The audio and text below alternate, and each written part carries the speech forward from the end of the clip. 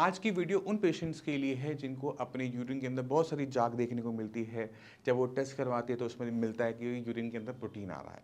अब ये यूरिन में प्रोटीन क्यों आ रहा है, किस वजह से आ रहा है, इसके बहुत सारे कारण होते हैं। पेशेंट कभी-कभार बेकार में घबरा भी जाते हैं।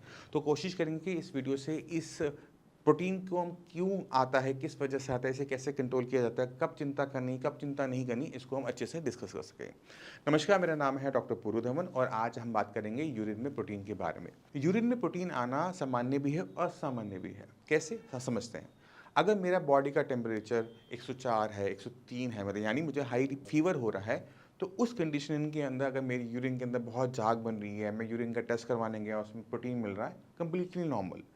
बुखार उतरेगा, प्रोटीन चला जाएगा। तो यहाँ पर हमें चिंता करनी है? नहीं।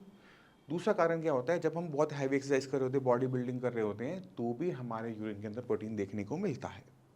तो यहाँ पे हमें घबराने की ज़रूरत है? नहीं। हमने क्या करना है कि हमने हैवी एक्सरसाइज को लाइट एक्सरसाइज में कन्वर्ट कर देना है या फिर कुछ टाइम के लिए ब्रेक ले लेना है, तो हमारी यूरिन के अंदर प्रोटीन आना हो जाएगा बंद। तीसरा सबसे बड़ा कारण हमें मिलता है वो है इन्फेक्शन। मान लो कि मुझे स्टोन हो रहा है या फिर मेरे यूरिनरी ट्रैक्ट में इन्फेक्शन है, जो कि वेरी कॉमन होता है फीमेल्स के अंदर। अगर ऐसी कोई इन्फेक्शन है और उसकी वजह से मेरे यूरिन के अंदर प्रोटीन आ रहा है, झाग आ रही है, तो वो वहाँ पे भी हमें घबराने की ज़रूरत नहीं होती। नॉर्मल मेडिसिन से वो ठीक हो जाता है, एंटीबायोटिक लेने से वो ठीक हो जाता है। तो यहाँ पे हमें बिल्कुल भी परेशान होने वाली दिक्कत नहीं होती।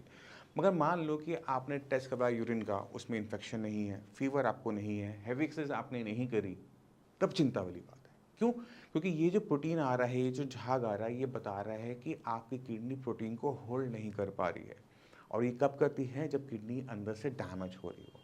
अब जब मान लो कि आपका बीपी बहुत हाई रहता है, शुगर आपकी बहुत हाई रहती है, आप यूरिन का नॉर्मल रूटीन एग्जामिनेशन करवाने गए और देखते हो कि उसके अंदर शुगर भी आ रही है, प्रोटीन भी आ रहा है, बल्कि आपने तो कोई भी ऐसी चीज़ हुई नहीं, फीवर भी नहीं आया, एक्सरसाइज भी नहीं करी, इन्फेक्शन भी नहीं है, तो यहाँ पर हमें किडनी के बाकी टेस्ट भी करने पड़ते हैं। हमें ब्लड के भी टेस्ट करवाने पड़ते हैं कि खून में कितनी गंदगी इकट्ठी हो रही है।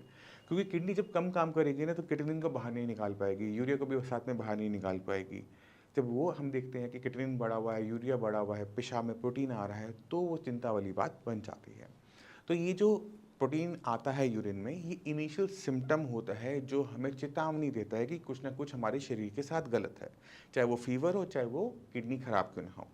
हमें इस सिम्पटम को कैटर करना पड़ता है, देखना पड़ता है कि इसके पीछे रीज़न क्या है, और अगर हमें रीज़न मिल जाता है तो उसमें एक्ट करना आसान हो जाता है। कुछ चीज़ें ऐसी होती हैं जो अपने आप ठीक हो जाती हैं, फीवर है अपने आप ठीक हो गया, एक्सरसाइज बंद कर दी तो वो बंद हो गया। बट अगर आपका किडनी खराब हो रहा है तो आप कुछ भी कर लो, वो प्रोटीन बंद नहीं होता।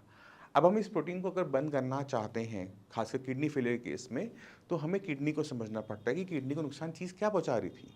बीपी था, शुगर था। अगर वो बीपी था, शुगर था, वो डैमेज पहुंचा रहा है, क्रिएटिनिन के लेवल बढ़ रहे हैं, तो सबसे पहले तो बीपी शुगर को कंट्रोल में लेकर आना ही पड़ेगा, किसी भी कीमत में। एक बार वो कंट्रोल में आना शुरू हो जाता है तो आप देखते हैं कि आपके यूरिन के जो प्रोटीन के लेवल्स हैं वो डाउन होने शुरू होते हैं। आपका आगे क्रिएटिनिन लेवल, यूरिया लेवल भी बढ़ा है, वो भी डाउन होना शुरू हो जाता है, बट आपको उस पर थोड़ा सा ज़्यादा मेहनत करनी पड़ती है। किडनी की फंक्शनिंग बढ़ानी पड़ती है, खाने पीने को बदलना पड़ता है, अपनी पूरी बॉडी को आपको अच्छे से समझना भी पड़ता है। तो आप कभी भी यूरिन में प्रोटीन आ रहा है, झाग आ रही है, उसे घबराएं नहीं, उसके पीछे के कारण में ज़रूर जाएं, उस कारण को आइडेंटिफाई करें और उसे रिजॉल्व करें। अगर रिजॉल्व ना हो तो डॉक्टर्स की पूरी टीम है, आप उनसे बात कर सकते हैं, उनसे पूछ सकते हैं कि इसको हम किस तरह से रिजॉल्व कर सकते हैं।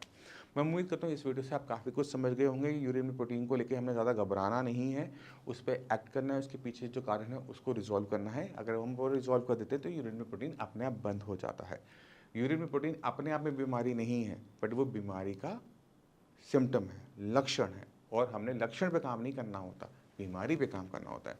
अगर आप इस बात को समझ जाते हैं, काम करना शुरू करते हैं, तो उम्मीद करते हो कि ये आने वाले टाइम में आपके यूरिन के अंदर जो प्रोटीन आ रहा है वो पूरी तरह से बंद हो जाएगा। इसी के साथ चलने की आज्ञा चाहते हैं, मिलते हैं अगले वीडियो में, तब तक के लिए नमस्कार।